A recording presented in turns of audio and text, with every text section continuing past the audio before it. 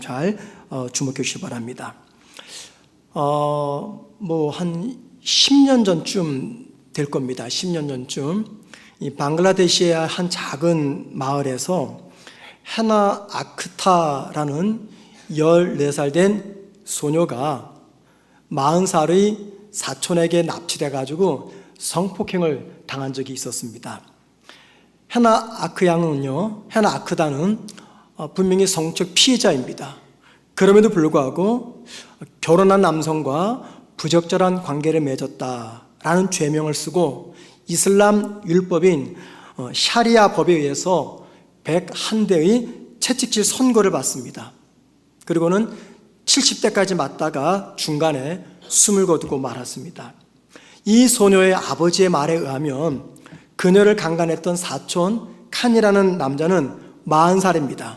유부남입니다. 그런데 언제부터인가 14살 된 자기 딸을 눈독 들이면서 따라다니면서 괴롭혔다고 합니다. 그래서 동네 어른들에게 이 사실을 알렸고 동네 어른들은 칸을 불러다가 야단을 치고 벌금 1000불을 내게 했다고 합니다. 이에 앙심을 품었던 칸은 이 14살 된 소녀 헤나 아크타를 계속해서 지켜보다가 어느 날 늦은 저녁 집 밖에 있는 화장실에 들어가는 이 소녀를 납치하고 숲으로 데려가서 그만 성폭행을 저지르고 만 것이죠. 그리고 그 다음날 이 사건이 다 알려지게 되었습니다. 마을 어른들은 이제 모여서 회의를 했습니다. 이 문제를 어떻게 처리할까 하다가 결론은요, 이슬람 율법인 샤리아 법에 의해서 헤나 양에게 결혼한 남성과 부적절한 관계를 맺었다라는 이 죄명으로서 101대의 채찍질을 선고하고 남자의 칸에게는 201대의 채찍질 선고를 합니다. 그런데 이 칸이라는 남자는요, 채찍 몇 대를 맞고 빠져나올 수가 있었지만 이 어린 소녀는 70대까지 맞다가 그만 중간에 숨을 거두고 말았습니다. 이유가 무엇 때문일까요? 단지 여자라는 이유 때문이었습니다. 이게 현대 이 세계의 한 모습입니다. 우리는 도무지 상상할 수 없는 이 이야기가 지금 지구촌에서 일어나고 있는 거죠. 그런데 여러분, 제가 무슨 말씀 드리고 싶어서 이 이야기를 드리냐면은 2000년 전 여성들의 위치가 어떠했을까 아무리 얘기하는 것보다도 뭔가 비교할 수 있는 이야기를 딱 전해놓으면은 여러분들 훨씬 더 실감을 할 것 같아요. 그래서 이 헤나 아크타 양의 이야기를 전해드린 겁니다. 2000년 전 이스라엘 여성의 위치는요, 지금의 이 방글라데시보다 더 열악했습니다. 여자가 간음을 하면요, 재판하지 않습니다. 그냥 그 자리에서 아무나 돌로 쳐 죽이는 것이 관행이었습니다. 자, 오늘 본문에 등장하는 사마리아 여인, 우리가 잘 아는 대로 이 여인에게는요, 과거 몇 명의 남편이 있었습니까? 5명의 남편이 있었어요. 그리고 지금은 6번째 남편이 있었습니다. 여러분, 이 여인에게 과거 5명의 남편이 있었고 지금 6번째 남편이 있다라는 이유로 이 본문을 해석하는 많은 설교자들은 이 여인을 음란한 여인이라고 정죄했습니다. 자, 그런데 여러분, 여자가 간음을 하면 재판도 없이 그 자리에 돌로 쳐 죽이는 그 상황에서 어떻게 이 여자가 자기 마음대로 남자를 6명씩이나 바꿔가면서 성관계를 맺을 수가 있겠습니까? 현대는 가능할 거예요. 그런데 간음하면 그 자리에 돌로 쳐 죽이는 그 문화 속에서 어떻게 여자가 6명씩이나 자기 의지에 따라 돌아가면서 성관계를 맺을 수가 있겠습니까? 이건 불가능한 일입니다. 만약에 이 여자가 음란한 여인이어서 6명의 남자와 함께 살았다라고 한다면요, 이 여자는 벌써 돌에 맞아 죽었을 것입니다. 예수님 당시 이스라엘에서는요, 여자가 원한다고 해서 자기 마음대로 이혼할 수는 없었습니다. 이혼의 주도권은 남자에게 있었어요. 남편이 이혼해 주어야 됩니다. 그리고 이혼할 때 이혼 증서를 써 주어야지만이 그 이혼 증서를 가지고 다른 남자와 재혼할 수가 있었어요. 이혼하면서 이혼 증서를 써주지 않으면 이 여자는 평생 혼자 살아야 됩니다. 그리고 만일 이혼 증서 없이 다른 남자에게 시집을 가면요, 이건 간음죄에 해당됩니다. 그래서 그런 여자에게는 간음죄에 물어서 돌에 맞아 죽었습니다. 결국 본문의 이 여자가 남편 5명으로부터 이혼당했다 해도 그 이유가 이 여인이 다른 남자와 부정한 관계를 맺었기 때문에 이혼한 것이다 라고 말할 수가 없다는 겁니다. 만약 그랬다면 어떤 일이 벌어질까요? 그 전에 벌써 이 여자는 돌에 맞아 죽었던지, 아니면 남편들이 이 여자에게 이혼 증서를 써주지 않았을 겁니다. 그래서 우리는 오늘 본문에 나오는 이 여인을 간음한 여인, 음란한 여인, 죄인이라고 말할 수는 없는 것입니다. 그러면 여러분, 본문에 나오는 이 여인이 무슨 이유 때문에 6번이나 결혼을 했을까요? 이 여인이 남편으로부터 왜 5번이나 이혼당했는지 우리는 알 수가 없습니다. 하지만 당시 2000년 전 이스라엘 사회 속에서의 이혼법, 그러니까 이혼 규정을 보면은요, 그 이유를 충분히 짐작할 수가 있습니다. 예수님 당시 이스라엘 사람들은요, 지켰던 이혼법, 즉 이혼 규정이 있었어요. 이걸 누가 만들었냐면은 힐렐이라는 율법 학자가 만들었습니다. 힐렐이 만들었어요. 자, 힐렐이 만들었던 이혼 규정에 대표적으로 몇 가지만 여러분에게 소개해 드릴게요. 첫 번째, 아내가 집을 청소하지 않으면 이혼할 수 있다. 평소 집 청소하지 않는 여성분들 조심하셔야 됩니다.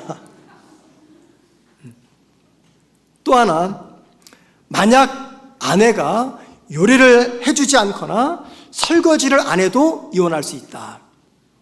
또 만일 아내가 음식을 태워도 이혼할 수 있다.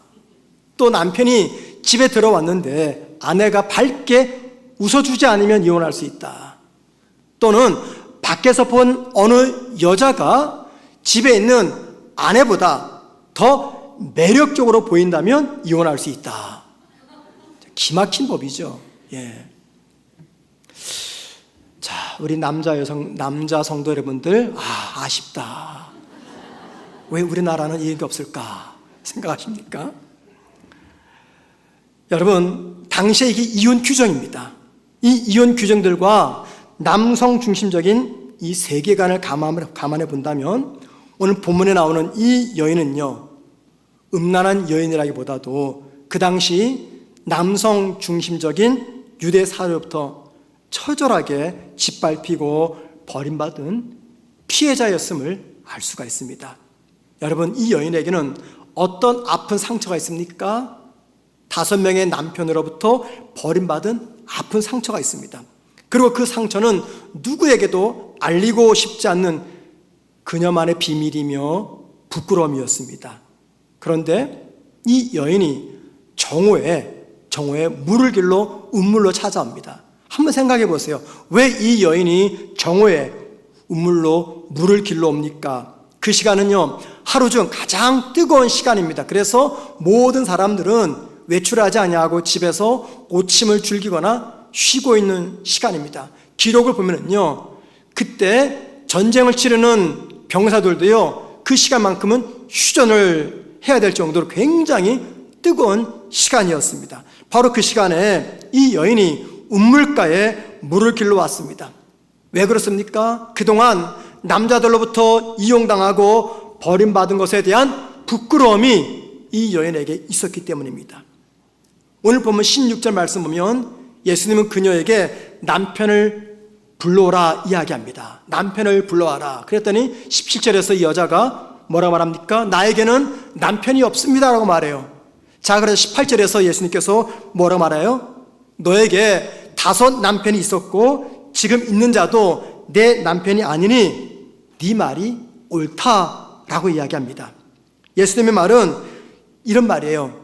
지금 남편에게 언제 버림받을지 모르니 지금 남편도 너의 남편은 아니다. 그 말하고 있는 것입니다. 남자들의 악한 모습을 예수님께서 지금 지적하고 있는 것이죠.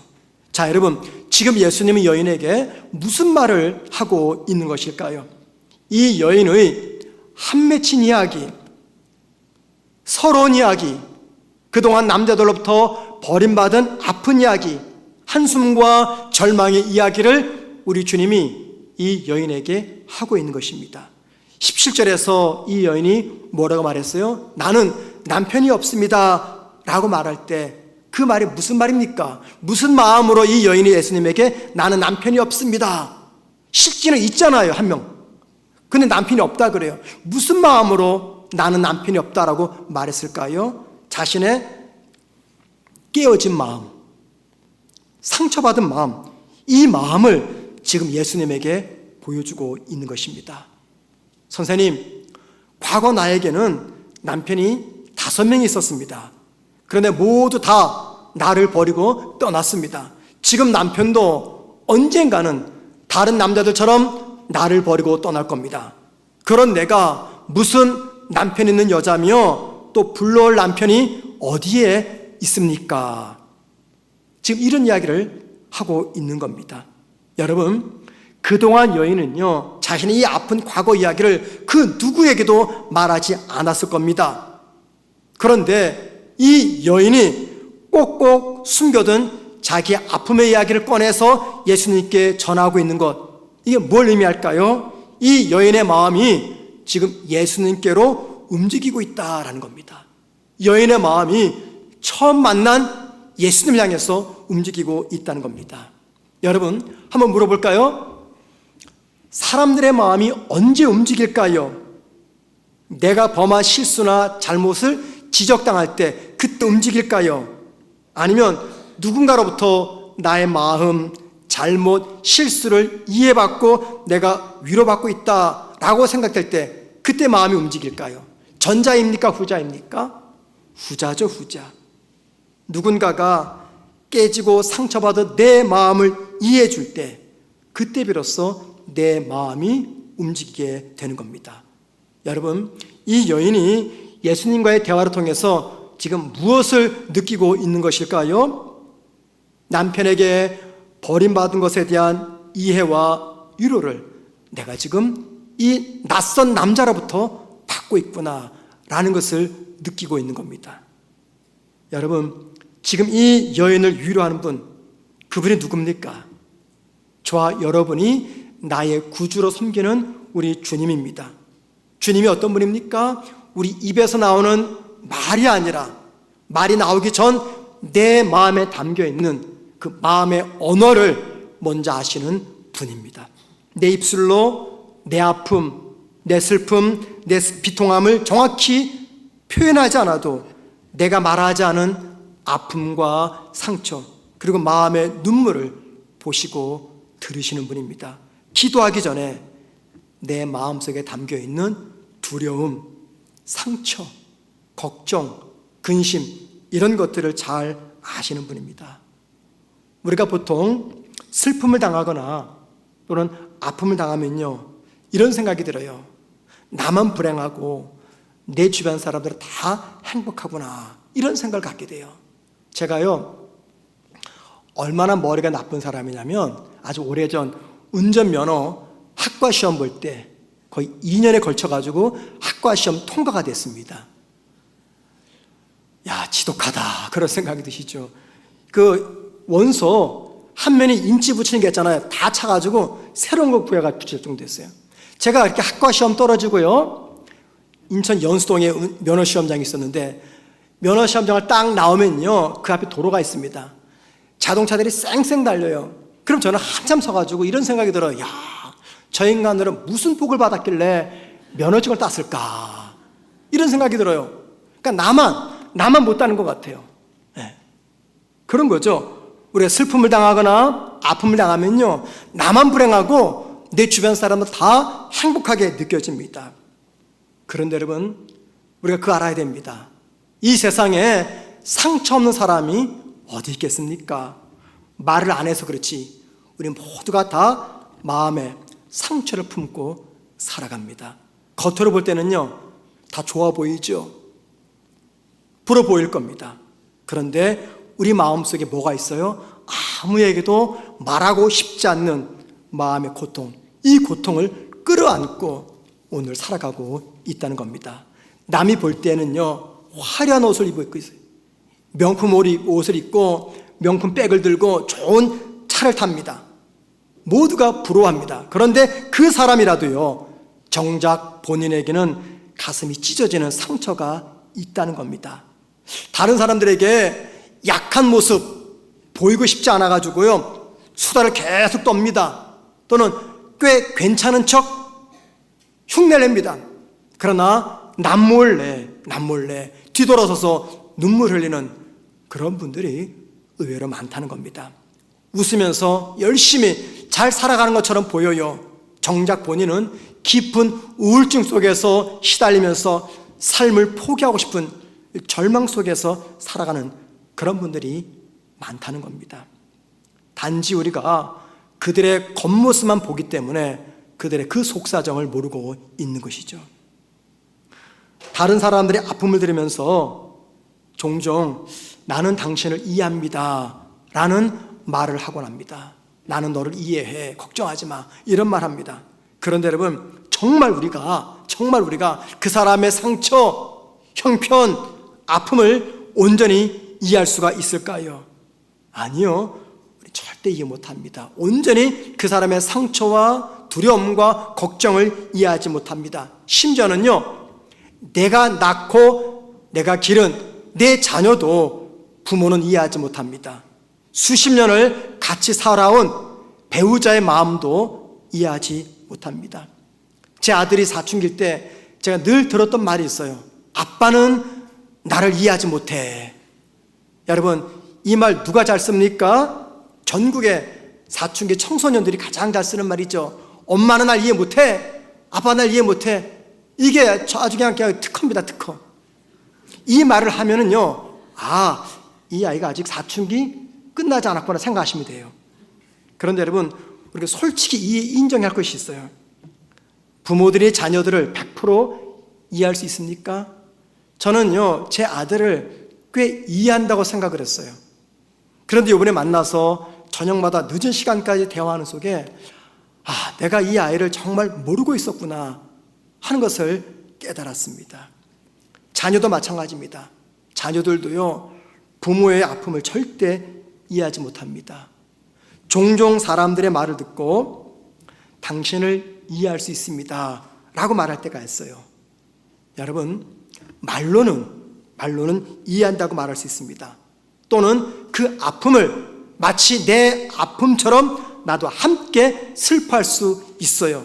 그런데 엄밀한 의미에서 우리 모두는 다른 사람의 고통의 크기와 상처의 깊이를 온전히 헤아릴 수가 없다는 겁니다.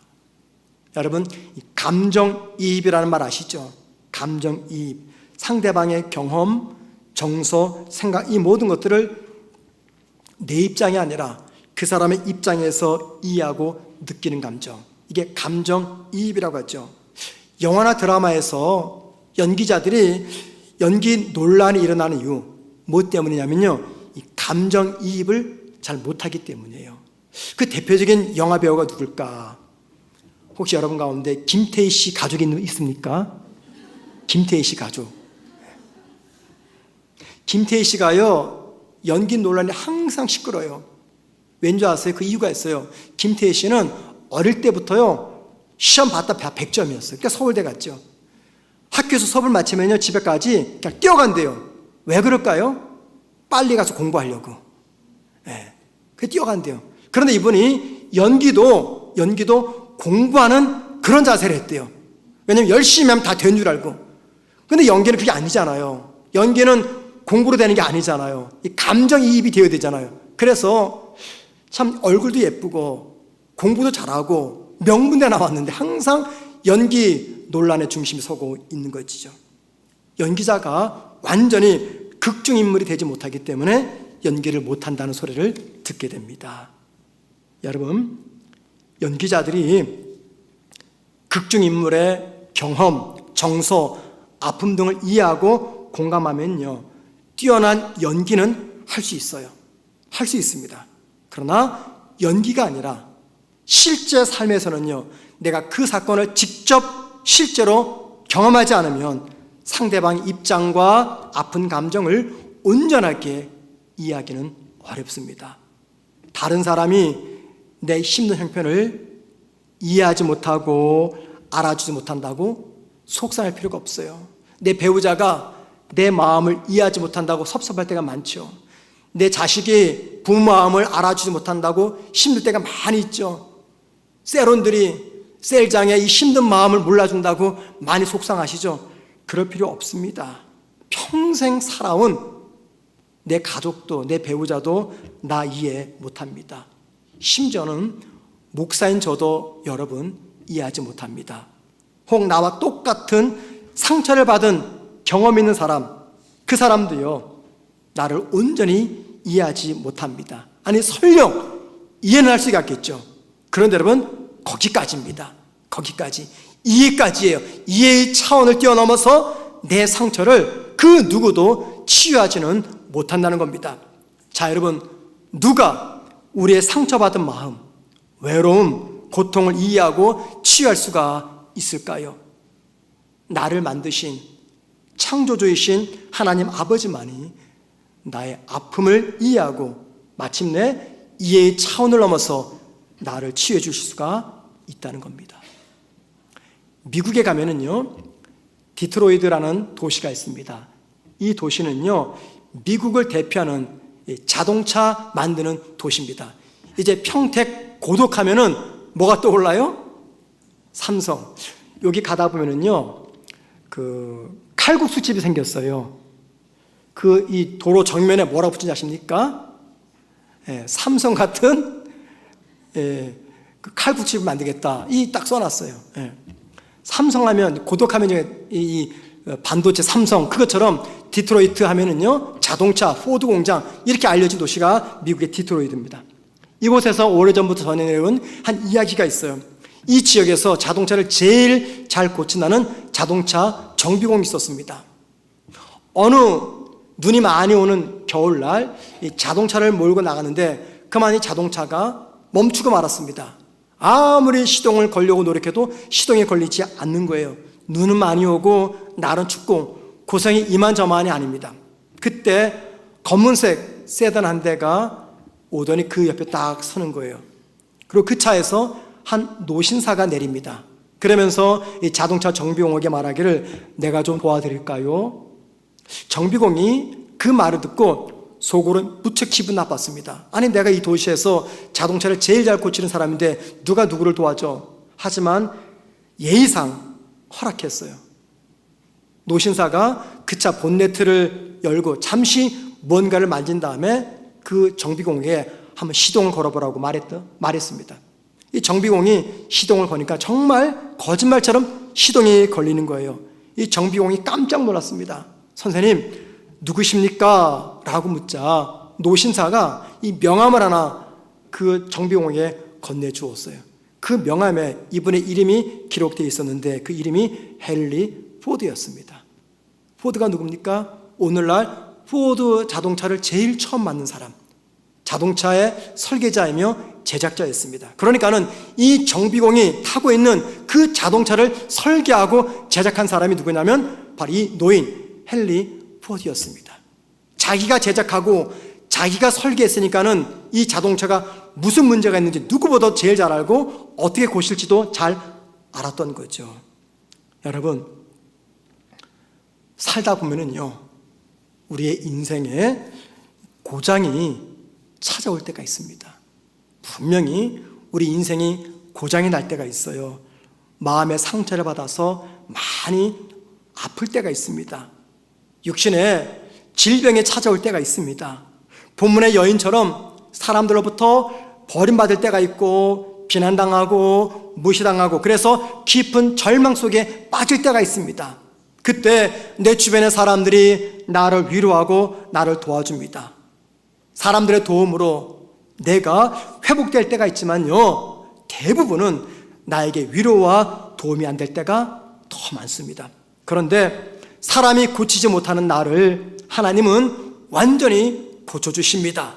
사람이 위로하지 못하는 내 상처를 하나님은 위로해 주십니다. 사람이 치유하지 못하는 내 아픔을 하나님은 치유해 주십니다. 왜 그럴까요?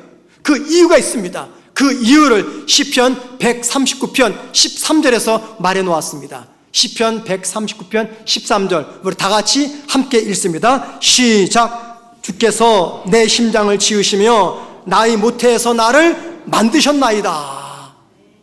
여러분, 하나님께서 나를 설계하시고 나를 제작하셨고 나를 만드셨기 때문에 그 누구보다도 내 아픔이 무엇인지, 내가 무엇 때문에 힘들어하는지, 내 눈물의 이유가 무엇인지, 어떻게 하면 이 절망 속에서 나를 건져낼지, 어떻게 하면 나를 회복하실지 그 누구보다도 하나님이 아신다는 겁니다. 왜요? 그 하나님이 나를 창조하신 창조주이기 때문에 그렇습니다. 우리 모두가 이 세상으로부터요 상처를 받을 때가 있어요. 인간관계 때문에 상처받습니다. 내 배우자로부터 상처를 받습니다. 내가 낳고 정성 들여 키운 이 자식 때문에 마음에 상처가 될 수가 있어요. 부모로부터 자식은요 큰 상처를 받을 때가 있습니다. 직장에서 상처를 받을 때가 있고요, 연속되는 실패를 통해서 상처를 받을 때가 있고요, 또는 비교의식에서 상처가 찾아오고 돈 때문에 상처를 받고요, 그리고 하나님으로부터 상처를 받을 때가 있습니다. 우리 모두는 그 상처 속에 눌러앉아 있기를 원하지 않습니다. 우리 모두는 그 아픔과 상처에서 치유받기를 원합니다. 이해받기 원하고 위로받기 원합니다. 사람들의 이해와 위로가 나에게 큰 힘이 될 때가 분명히 있습니다. 그런데 여러분, 사람들이 이해 못하고 위로 못해주는 아픔과 상처가 우리에게 있습니다. 나를 지으신 우리 하나님만이 이 모든 상처를 이해하시고 위로하시고 마침내 치료하실 수가 있습니다. 주님의 회복시키시는 이 은혜를 경험하기를 원하신다면 제일 먼저 할 것이 있어요. 하나님 대신에 내가 의지했던 거, 그거 내려놓으셔야 됩니다. 그거 붙잡고 있는 한 나를 치유하시는 하나님의 일하심을 나는 절대 경험하지 못합니다. 왠지 아십니까? 그 순간 내가 붙잡고 있는 거, 그게 대체 종교인 하나님이기 때문입니다. 내가 나를 창조하신 하나님을 제쳐놓고 다른 무엇 생각하다가 하나님이라는 인격을 부여하는데, 어떻게 날 창조하신 하나님께서 내 아픔 속에서 나를 건져내시는 이 역사를 일으킬 수가 있겠습니까? 내려놓으셔야 됩니다. 그리고 마음의 문을 활짝 열어놓으시고 주님 마음껏 내 안에 들어오셔서 마음껏 역사할 수 있도록 하나님께 일할 수 있는 기회를 제공해 드려야 됩니다. 어떻게 해요?